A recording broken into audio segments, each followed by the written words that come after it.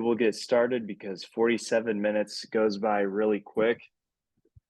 But want to say a very happy good morning and welcome to everybody on this beautiful Tuesday morning, depending where you're from. Some people on the call have sunshine out their windows and some people have snow. But regardless, it's a good morning. We're excited to spend some time with you at this 47-minute webinar. We have a friend who's going to share some secrets with us. And so it's about time those secrets came out and aren't secrets anymore. But we're going to be looking at some capital campaign secrets. And as the title says, 47-minute webinar. So we're gonna cut it short. Typically, there might be a few of us who hang out afterwards, but we want to stay true to the time frame. So we intend on doing just that.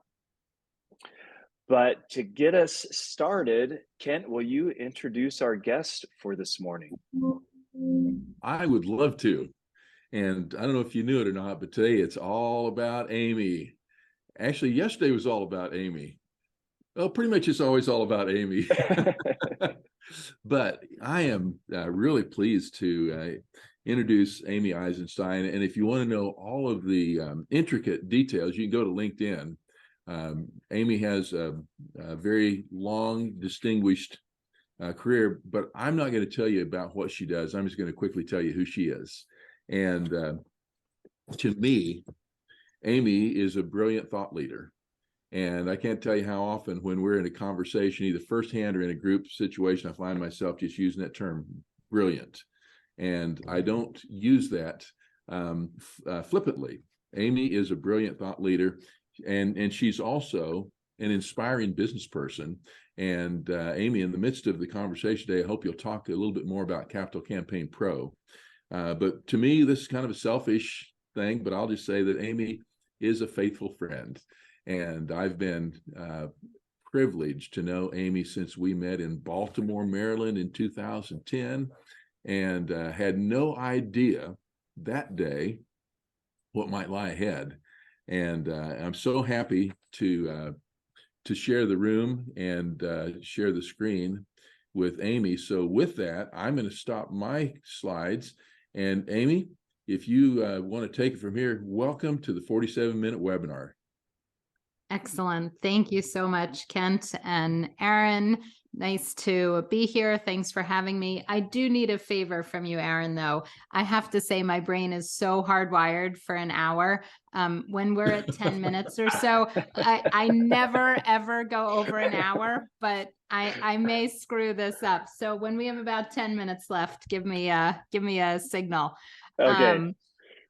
All right, so today we're going to talk about 4 secrets of successful capital campaigns, but I don't want it actually to be a lecture or a monologue. So do please use the chat box. We'll all be monitoring it. I want to answer your questions, so do feel free to chat at me. If I miss it for any reason, Kent will poke me virtually, literally and figuratively, but let's get into it. So, whether they're actually secrets or not, or surprises for you, hopefully we'll cover something at least a little new that is new to you for those of you that are getting ready to do a campaign or in the midst of a campaign.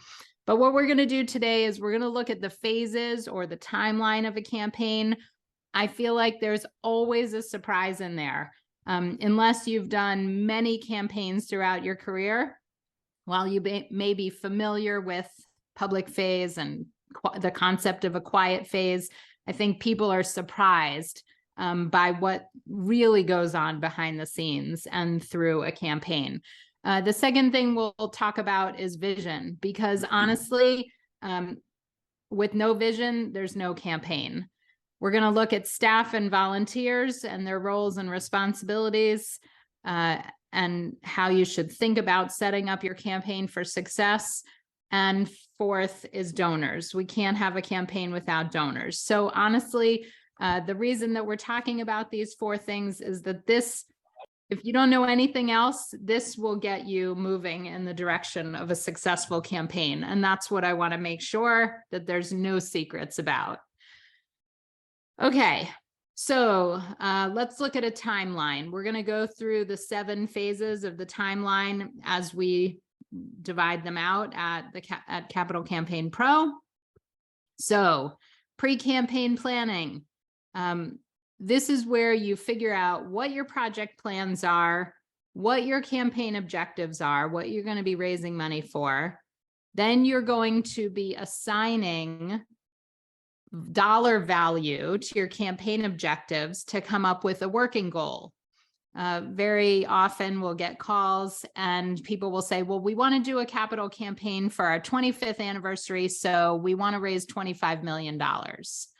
And my reaction to that is, what does $25 million have to do with what you're trying to accomplish? The goal needs to be connected to the campaign objectives and your plans.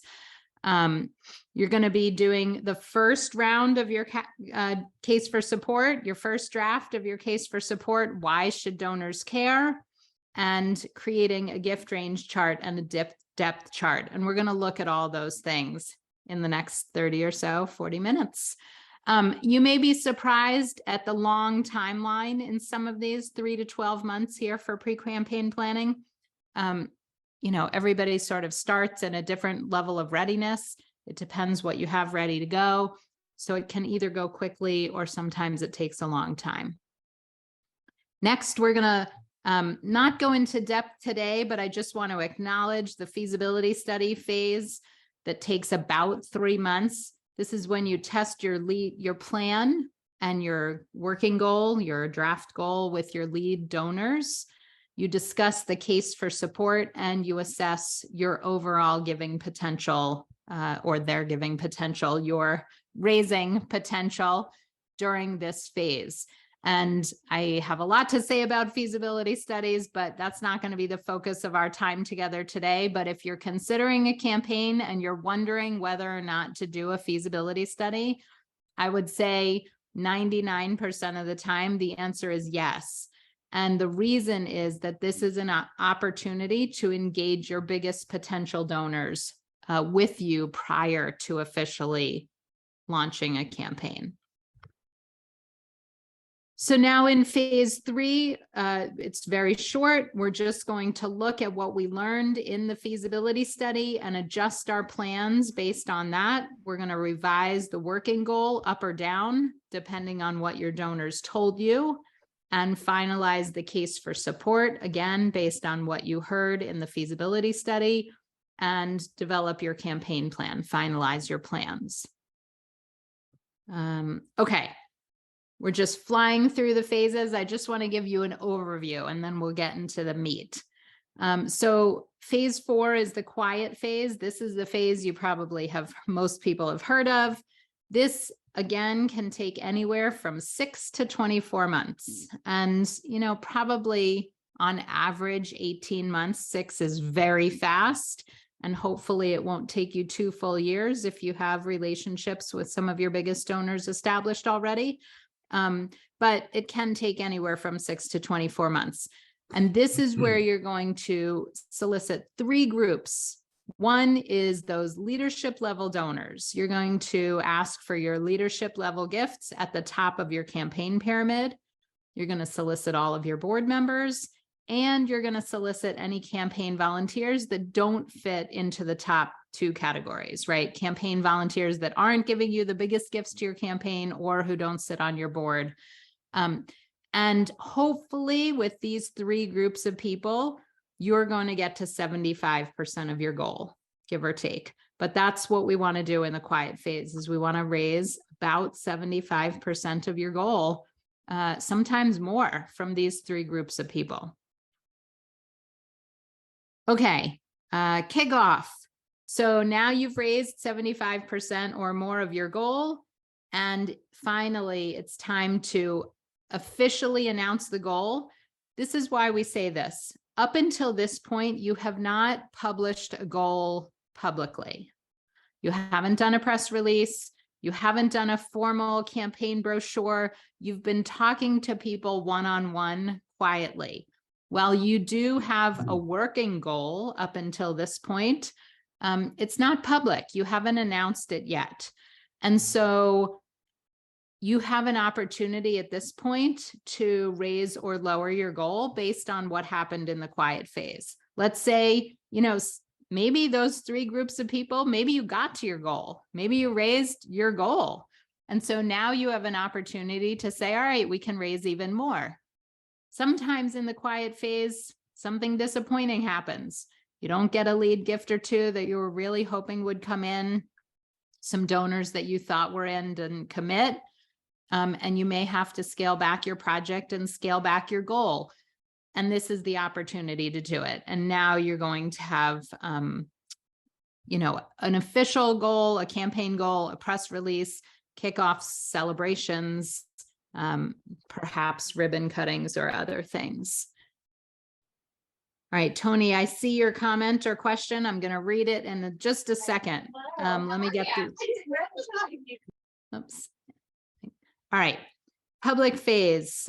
Here we are. What's really surprising about this to many people is 2 months. It is quick, right? So lots of people think that the public phase is a year or 2 years, but this is a short, sustained burst of fundraising. This is where you go to the community, you're raising the last 20, 25%. I mean, sometimes if you've raised so much in the quiet phase, maybe you only have 10% to go in the public phase. But this is when you solicit the base, solicit the community. Now it's time for an email, a letter, a crowdfunding campaign, social media, all of those public things, bulk fundraising to solicit the base. It's also an opportunity to re-solicit the uncommitted. So anybody who didn't make a decision in the quiet phase, you can go back to, and really you're closing the gap to your goal.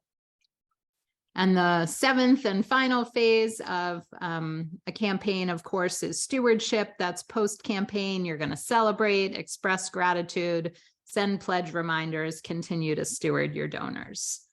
So, all right, let me stop for 1 second and look at some of these comments because I do want it to be a dialogue. So Tony's writing, our campaign moved along to the quiet phase pretty successfully, but was interrupted by COVID. While we continued to communicate with 3 years with a 3-year gap, it is necessary to go back and do another feasibility study or another, so basically the campaign got interrupted by COVID, without knowing any additional details than what you're providing here. I would say probably, like I said, I don't have enough details to really make a decision, but I would say that you should celebrate what you raised and what you were able to accomplish and what you did, and then think about starting a new campaign. I do think it seems like a long period of time. Now, Kent, I don't know if you know any more about Tony or the situation over there, but that's what I would say, knowing minimal. So you want to jump in? Yeah, I would say in one form or another, you want to reassess, more, be a little bit more analytical and assess, what's happened, what hasn't happened, what's changed. Yeah. Okay, good. Yeah, so it is time for an assessment. I think that's right. And I think it is a long time, 3 years now from COVID. So probably stopping to say, what did we accomplish, recognizing those donors and deciding whether or not you continue or it's time to wrap it up and then start something new. Joseph says, your thoughts on multi-phase major gift campaigns, capital, operating, and endowment. Yes. Well, big fans. There's many ways to do campaigns, and often a campaign will be going on simultaneously, or always, I should say, with your annual operating campaign. And there's an endowment component to most campaigns as well. And so whether you do a comprehensive campaign, which is, I think, sort of what you're talking about, where you count every dollar into your organization towards the campaign goal, or you separate out your annual fund from your capital campaign. It's just about counting and donor recognition, what you choose to do. But the reality is that you're raising money for all three things at the same time. And so I think it is about being really clear in your messaging with donors when you're speaking to them and when you're writing to them and on your website, and saying, look, we're raising money for two things right now, or three things right now. One is our annual operating programmatic support that we always need. And when I go to donors who are loyal supporters, I say, we couldn't do this without you, and we continue to need that support. And we're doing a one-time special campaign for this big, exciting project. And we're asking you to consider a gift over and above what you normally do. We don't want you to stop that. So first dollars in will go to programs and services and annual support. And we're asking you for a one-time special gift to our capital needs, our exciting program, and perhaps consider a planned gift towards our endowment. Good question. All right, let's go back into it. All right, so the next thing we wanted to talk about, every campaign needs, is a vision, and a strong vision. And so if you are considering a campaign because it's your 25th anniversary or your 50th anniversary, we hear that all the time. I want you to go back to your board and your strategic planning process and say, okay, it's great that we've been around for 50 years and we should celebrate that, but that's not enough reason for a campaign. So we need a vision. What are we going to do for the next 10 years or the next 25 years or the next 50 years? And that's what your campaign will hinge on, the objectives and the case for support. So why do you need a campaign? What change will there be at your community level, your organization, for your clients who you impact? And why should others care? That's the case for support. So, you know, I don't know if this is a secret, but I have to say, this is what your campaign hinges on. And you need a strong vision that your board is supportive and behind.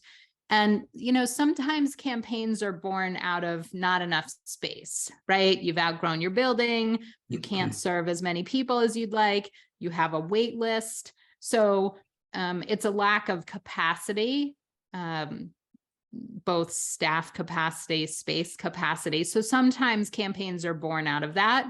Sometimes they're born out of a strategic planning process. And so what is the vision for the future? You know, how will you provide your programs and services differently or better or in bigger ways or more geography or whatever the case may be? You need to be really crystal clear in your vision, and that turns into your case for support. Why should donors care? Okay. So that's number one. If you haven't done that, that's the place to start. All right, let's look at staffing. So I think that a campaign, you know, sort of succeeds or fails on a few things. One, start with the vision. The second is staffing, right? If you don't have the appropriate staff for your campaign, it's going to be a struggle. And so I think that this is, you know, staff and volunteers we'll get to in a minute, really thinking about this as an opportunity to improve your staff. So a campaign at its fundamental core is about building capacity. So this is an opportunity to build the capacity of your internal and fundraising team. So really it's an opportunity to staff up. So who is currently on the team, right? Looking at, we have an executive director. Maybe we have a development director. Maybe we have a second or third fundraising person, or, you know, more or less, depending on the size of your organization. So who's currently on the team and what are their skills and talents?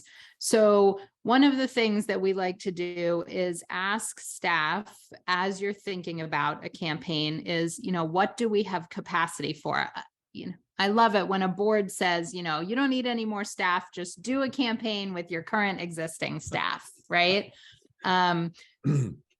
it's as if the current staff is like sitting around twiddling their thumbs, only raising, $100,000 or $1 million a year, but now they're expected to raise twice that or 5 times that or 10 times that or more with no additional staff or resources. And that's totally inappropriate and unacceptable.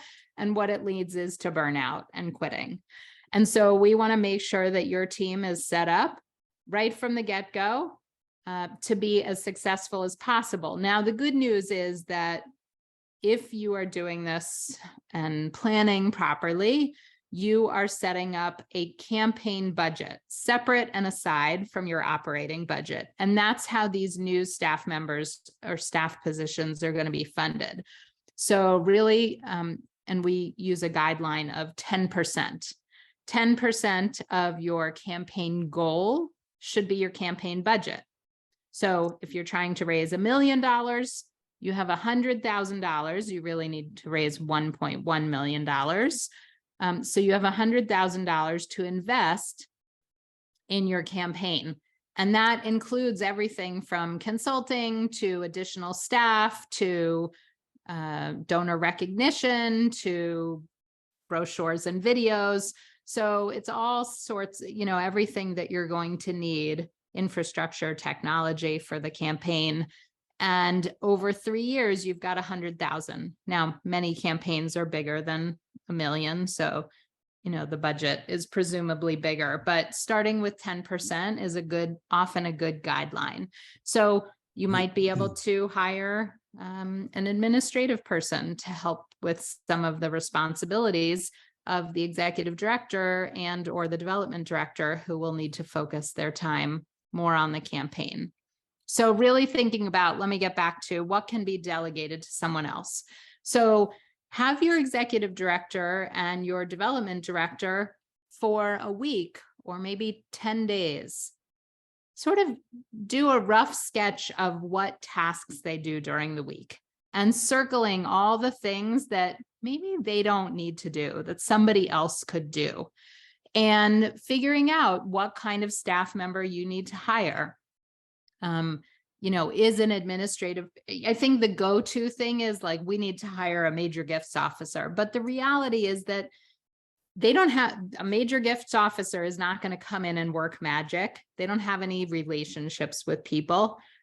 So often, sometimes that's the answer, hiring a skilled asker, but often with smaller organizations, it's about hiring more administrative people to help the development director and the executive director get in front of donors so that somebody's in the office to hold down the fort.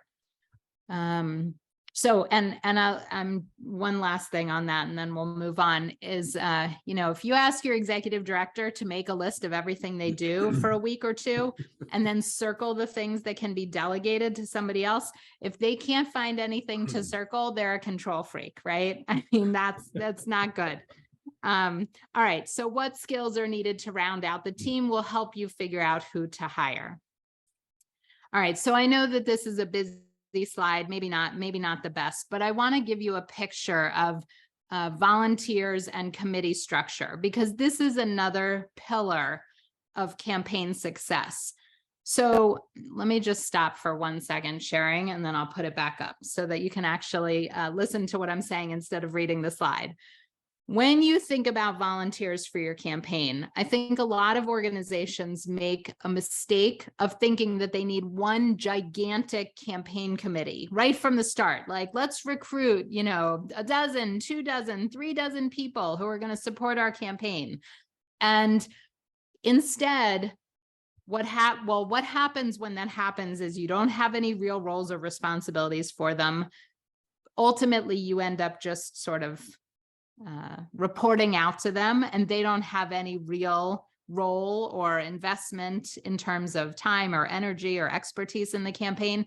So instead of thinking about, oh gosh, we just need to recruit, dozens of people to this big, massive campaign committee that you don't have anything for them to do, think about recruiting volunteers to help with different tasks. And when they're done with that task or activity or project, thank them and let them go. they'll be on your overall list of campaign committees, but you want to build as you go and really use volunteers where they're going to be productive and helpful and engaged.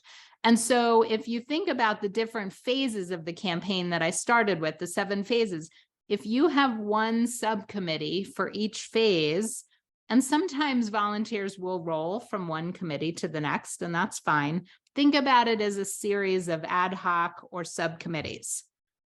All right, I'm going to put it back on the screen, but I also want you to feel free to ask questions. So I've divided, we do have this working group, this core working group from beginning to end. Of course, you're going to have some people who are with you sort of working behind the scenes from beginning to end. And that's going to be your executive director, your development director, your board chair, maybe a campaign chair, maybe one more volunteer who are there through everything as the core. But then for each phase, you might have a feasibility study committee, and you may ask them, could you meet 3 times to help hire a consultant to help us with this, to identify the potential donors, and then to review the findings. That's it. Specific, concrete, tangible, time limited. And then your volunteers are going to jump at that opportunity. And then you thank them. The ones that were awesome, you say, hey, would you be on our campaign planning committee?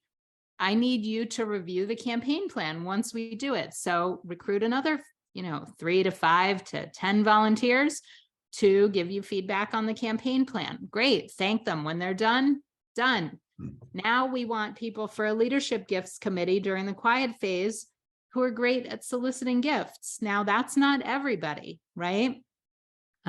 This is a select group of great individuals who are willing to help with those specific tasks. Same thing with kickoff. This is where you want all those volunteers who love to plan events and host things. And it's great for a kickoff committee, but not every volunteer is good for every role or responsibility. So we really want to use volunteers when we need them, as we need them.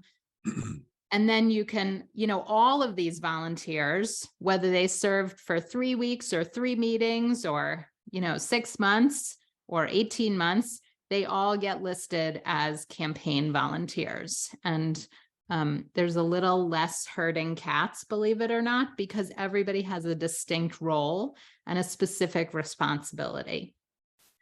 So let me just stop for 1 second and take a breath and ask for questions. There's not so many of us today that we can't ask questions. So either in the chat or if you want to unmute yourself, you can.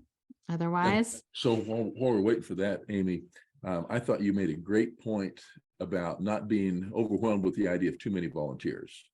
And that can be daunting, right? Yeah. The other end of the spectrum also, I would just say caution. That is, somebody says, I can't do it by myself. And you're right. You can't do it by yourself.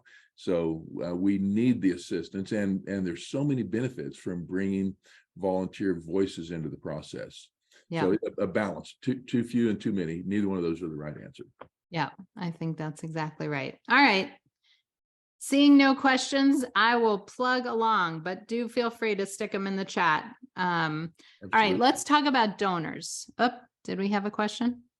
No. Okay. All right, so this is the next sort of big, big thing in the room, right? Where will the money come from? That's the big question from all campaigns. That's the secret to successful campaigns. Where will the money come from? And I think most people are surprised to discover that more than 50% of your money often comes from the top 20 donors. So I'm just peeking at Tony's comment here. For the volunteers, often we're advised to focus only on volunteers who can give the largest gifts. Yeah, so Tony, it's a good question. Let me go back a slide then. Oops, I jumped ahead instead. Okay, so depending on the role and the responsibility of what's needed for that particular phase, you can have a variety of skill sets on your committees. Now, do we want to use committee work as an engagement tool for the biggest potential donors? Yeah. I mean, for the feasibility study committee, I'm going to want people who are networked, who have the potential to give the biggest gifts. Might I want 1 or 2 additional people who are really tapped into some of the movers and shakers in town? Sure. They might not be the biggest donors themselves, but depending on their roles, and what they do and who they associate with, we might want them on that committee. A campaign planning committee, you may have 1 or 2 people who represent the community, who maybe they won't make the largest gifts themselves, but they're really involved and engaged in your organization. It's a great opportunity to bring people in. Okay, Kent, I got you. Thank you. All right, let's talk about where the money will come from. So more than 50% of the money will come from your top 20 donors. Let's unpack that for a minute. So every campaign needs a gift range chart or a gift pyramid or a gift table. You can call it whatever you want. So I've made a gift table here for a gift range chart for $1 million. This works exactly the same way, whether it's 10 million or $100 million. So we're going to first look at leadership level gifts. Here in my leadership level gifts, I've made it 20 gifts, right? We need 20 gifts. And in this example, I'm getting to 70% of the goal. Now, the very first gift you'll see is $250,000, $250,000. That's 25% of my goal from the first gift, my goal from the first gift. We recommend that your first gift does need to be between 20 and 30% of your goal. If you do not have a lead gift of 20 or more percent of your total campaign goal, there will be such a downward motion that you will need too many gifts probably to be successful. So, all right, let me, so the first 20 gifts I say, has to be at least 50% of your goal. In this example, it's 70%. And it's going to come from 50 prospective donors. So for each gift that you need 2 to 3 prospects.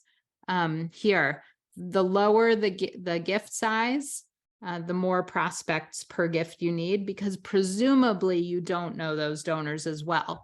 Now, let's say this $250,000 gift, you really don't know these donors that well, or you're not sure where they will come from. I would have 2 or 3 or 4 or even 5 prospects if you're a little less sure. But hopefully you're a little more confident about where these top gifts are going to come from. And as you go down, you'll need more and more prospects for each gift. All right. So here's the big secret. Here's the big secret. There's a capital campaign formula, and it works the same no matter what kind of campaign you're doing. It's 20 gifts to get you to 50, 60, 70, 80% of the goal from 50 prospective donors. So truthfully, that sort of is, that's what campaigns are all about. They are about a few selected individuals or corporations or foundations. Absolutely. You can include foundations in there. That are going to really move the needle. Let me go back to the gift range chart for just a minute. I just want to look at this for a second. So if I were to take out this, the 1 or 2 top gifts, this would trickle down. Look at how quickly you need hundreds of prospective donors, right? And, as the gifts get smaller, you need even more and more donors. Here, we're still, we're still at $1,000 gifts, right? If I was to eliminate the $250,000 gift, I would need to double the number of, I don't know, you'd need a lot more gifts, right? You'd need a lot more prospects. And so it makes your campaign that much harder. It makes the number of prospects and the number of people you need to talk to that much bigger. So let me just stop for another 1 second and ask for questions. Any questions or thoughts here? It's supposed to be a dialogue. What's concerning you about your campaigns? What are your biggest concerns or worries? Or what? Yeah. I had a question. Okay. And then we'll go to Deborah. I saw you. Okay. So, and this I think you may have answered part of this, but I have a friend on the call who's going to be entering into a capital campaign soon, but it's going to be the organization's first ever campaign. Are there any commonalities or common traits that you've observed in organizations who are successful at doing their first capital campaign? Yes. So I think a couple of things. One is having a brave board, right? So the board is willing to take some level of risk, because every campaign, there is some element of risk. Now, there are lots of things that we do along the way to mitigate that risk, right? So the number one thing to mitigate your campaign risk is a feasibility study. Because what a feasibility study does is have you talk to 20, 30, or 40 of those 50 prospects that are going to give you the top 20 gifts. And if the majority of them give you a thumbs up and identify areas that you can improve along the way, then you can say to your board, you know what, we've significantly mitigated our risk by asking our top 20 to 30 or 40 prospects if they're on board, literally and figuratively, if they want to be engaged. And if most of them sort of give us a thumbs up for the project and indicate that they will give us a gift, a significant gift, maybe not specifically what they're going to give because we're not asking that, but an indication that they're in a leadership level category, we can move forward with confidence. And so I think the big mistake that first-time campaigners often make is saying we want to be penny wise and pound foolish, and we're not going to do a feasibility study. We sort of, the mentality is we know we're going to do this campaign, we need to jump ahead, and we're just going to go for it. And to me, that's doing a campaign with blinders on, right? You haven't talked to your donors, you haven't tested anything, you don't have any data. You're just going to go ahead blindly. And then what we see is campaigns, where they raise the first half, the first 3 million is easy. It's that 4th and 5th million that's a slog. And everybody, if they come to us and say, well, we're stuck. Well, it's so much harder to get you unstuck than it is to set it up correctly in the first place. All right, Deborah. Yeah, it kind of hinges off of what Erin said. Sometimes I work with clients that are smaller, and again, first time kind of things. I mean, is there a point where in that feasibility study you go, you know what, you're just not ready? You know what I mean? So I hate to tell an organization that they're not ready. What I would prefer all consultants do is say, these are the 3 things that you need to do to get ready. And this is what we found that you can raise. Maybe it's way shy of your original goal or your project costs. And so you can either sort of scale back the project or look for alternative funding and talk about financing, which you should be doing anyways. And these are the 3 or 7 things that you can do to get ready. And if you actually do them in the next 12 to 18 months, you will be ready. So, I hate for an organization to pay a consultant. I think as a consultant, it's our responsibility to know enough before going in to say, you know what, you are so unready. You're not ready to do a feasibility study. Like, you don't even have 20 people to talk to. We have a red flag, right? So don't proceed with the feasibility study because it's not going to come back positive. Thank you, Erin. Okay. Thank you. Let us wrap up, and then we'll stick around for questions and Okay, so this was our magic formula, right? This is the big secret. This is the big secret. You need to identify 50 potential people that are able to, so what you will do with a campaign expert or advisor, it's one of the things that we do at Capital Campaign Pro is we work with you on your gift range chart, which I showed you. So you know specifically what are the top 20 gifts you need to be successful. And then we need to identify 50 people who can and might actually give you those gifts. And that's who we talk to in the feasibility study. So this is the secret to capital campaigns right here on one slide. All you need to do is talk to your leadership level donors who can and might give you the top 20 gifts that will get you to 50, 60, 70, 80% of your goal. And you're going to start with a list of 50 people. And that's the secret to capital campaigns. I know it's easier said than done, but it sort of is that simple. So we covered timeline phases. We looked at the timeline of a campaign. We talked about vision.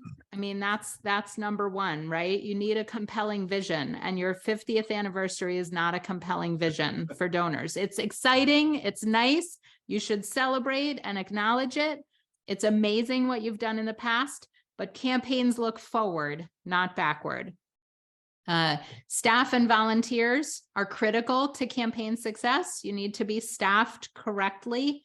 And for those of you doing smaller campaigns, maybe $1 to $5 million, I would put in the smaller campaign category where you're considering not hiring any more staff. I would say, you need another staff member. Maybe it's an administrative person, and that might be sufficient. But the idea that you can raise an additional $1 million or $4 million or $5 million with no additional staff is a recipe for disaster. And the whole point of a campaign is to build capacity, and that includes increasing your staff. And if you're thinking of going into a campaign and you don't even have a development director, well, boom, here's the opportunity to hire your first development director.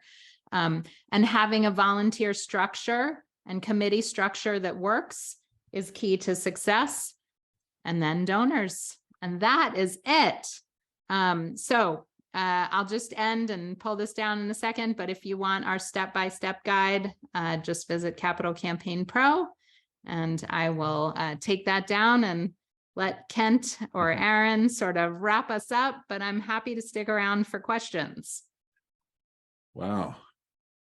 Well, that's a lot, Amy, and thank you so much. Actually, that's not what I wanted to share, but I do want to say, on behalf of Capital Campaign Pro, what a great tool. It's been my privilege actually in the last 3 years to serve alongside Amy as a campaign advisor and a great resource. So if you're in the midst of a campaign or approaching a campaign, don't miss the opportunity to work with a pro. And Amy, your clarity, your enthusiasm, and your insights are priceless. What I want to ask everybody to do as we wrap up, we've got just a few minutes before we hit that 47-minute mark, but in the chat box, would you just put in what your top takeaway is? And in the meantime, in some ways, I think you've already answered this question, but Amy, let me toss this out to you. What would you say is the number one tip to leverage campaign success? I mean, you've hit on some really strong ones. Is there one thing that for you kind of rises to the top? I think to me, it's about acknowledging what you don't know and what expertise you don't have. Capital campaigns have a special, unique strategy and formula that is not the same as annual fundraising. And the vast majority of development directors, executive directors, and board members have not been through multiple campaigns start to finish. And so looking to outside expertise in some form or another to make sure that you're planning correctly and your strategy is on point, I think will make all the difference. I've seen it go both ways. And it just breaks my heart when I see a development director just making it up. And they really don't have the tools or resources or experience or expertise to run it correctly. And with a little bit of coaching and guidance, they could run a successful campaign. But whoever, the executive director or board, is so insistent that they just do it themselves.